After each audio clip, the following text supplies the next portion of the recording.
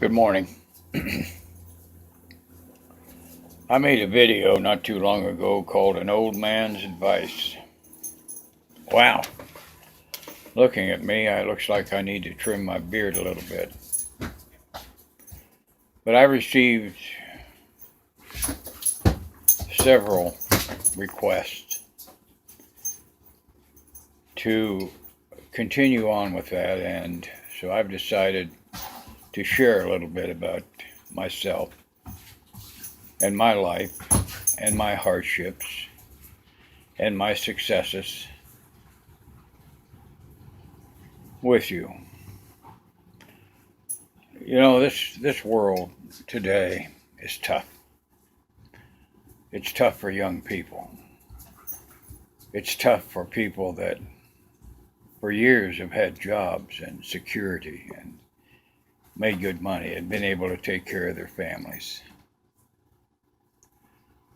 And some time ago, as you know, jobs were shipped overseas to improve the bottom line of big companies. And I thought I'd tell you a little bit about myself. I quit school when I was in the 10th grade.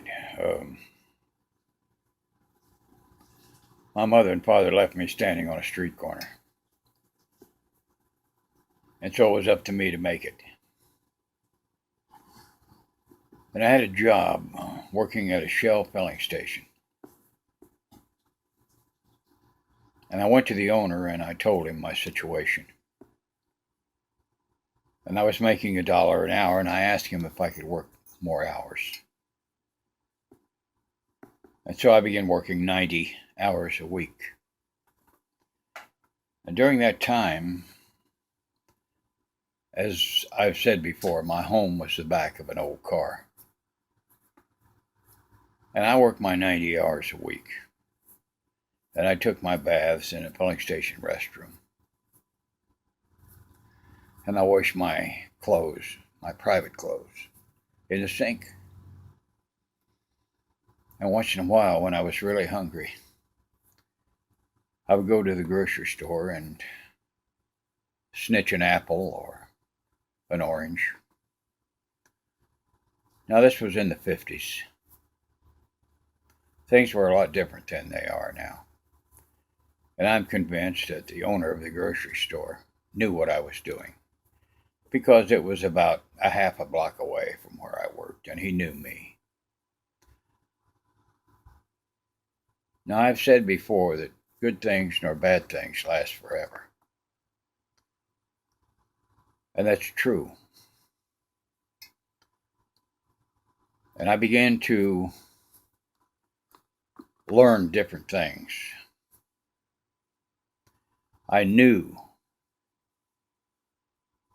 in my soul that if I had nothing to offer, I was as far as I was going to go. Now, unemployment at that time was very high. On the other hand, in the 50s, you could go into a corporation and ask for a job and get it. And after I'd worked 90 hours a week for a long time, I went into the service. I was 17. In the service, I taught myself to read and write. The first book I picked up was a book written by Lewis Lamore and had 196 pages in it. I'll never forget it. It was a cowboy story, a western. And there were words in there that I didn't know, I didn't understand. I had no idea what they were. So I got a dictionary from the service library. And as I would read, if there was a word that I didn't understand, I would look it up. And I will tell you now, it took me almost 3 weeks to read 196 pages. But I read. And I continued to read. And in several months, I was reading 2 and 3 books at a time, and I knew where I was in every single one of them. So that's what you can do. A person's mind is incredible. Your mind is as incredible. As a young person, regardless of what's happening in the world today, you have opportunity. And don't you believe for one single minute what they say in the media.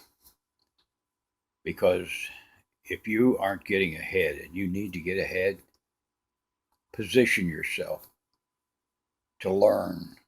Go to the library and learn. You are the backbone of this world. Young people, without you, this world is nothing. Nothing. You are the backbone of this world. You are the future leaders of this world. You are the ones that see the greed of the people that are running it now. You're the ones that see the waste of the people that are running it now. We need you. We need your minds. We need your hearts. We need your lives. We need your loves. We need you to care. And I know that you do care. Oh, I see young people stepping on a flag and throwing rocks and rioting. That's frustration. Frustration. It's frustration with the establishment, and I understand it.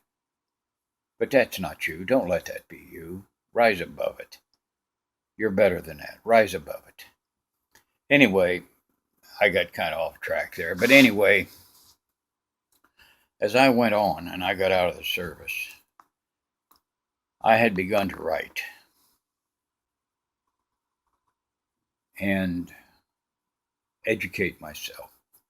I got a little bit of college. And I've continued on through my life with that. And you can do the same thing. You don't have to have a doctorate or a PhD or a master's degree. What you have to have is determination. You have to have an inner will to get things done. You have to have a desire, and I know the desire is there. Because as I said before, without your brains, without your ambition, without your drive, this world will be nothing. Nothing, because old people like me die off. I have been successful, not tremendously successful, but I have a decent retirement. I live with my lovely wife in Arizona. I've had financial problems. Everyone has those. But you can't stop. You can't quit.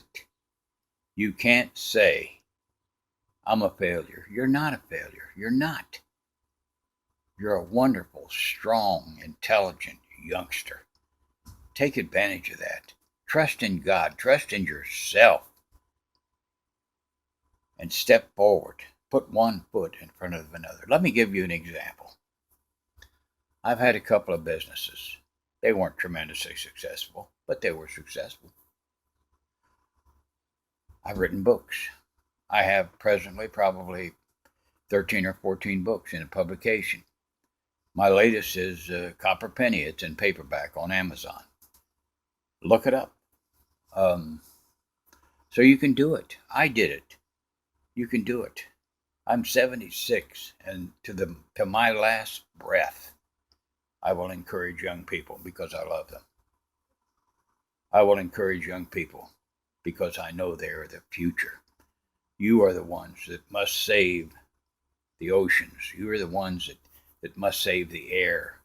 Because those that are in power, the bottom line, unfortunately for many, many of those in power all over the world, is wealth and power over others. So I'm going to close this now, but I just wanted you to know that people like me, old soldiers, old people, we understand. And as old as I am, I would pick up my cane and defend you to my last breath because I love you. So I'm going to stop now. But just remember, never quit. Never quit.